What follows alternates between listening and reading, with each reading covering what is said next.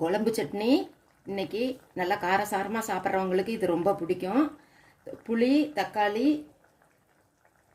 உப்பு, மிளகாய் இதெல்லாம் நைஸாக அரைச்சிக்கணும். அப்புறம் வடை சட்டியில் நல்லெண்ணெய் ஊற்றி கடுகு, உளுந்தம்பருப்பு, கருவேப்பிலை, பெருங்காயம், வெங்காயம் பொடியாக அரிஞ்சது இதெல்லாம் வதக்கிட்டு இந்த அரைச்சதை அதில் போட்டுருணும்.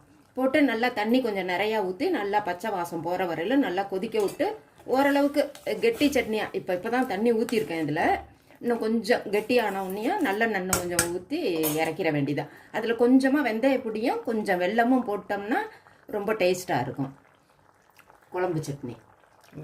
நீங்களும் செஞ்சு பாருங்க. நலம் தானா சேனலுக்கு சப்ஸ்கிரைப் பண்ணுங்க, பெல் பட்டனை பிரஸ் பண்ணுங்க.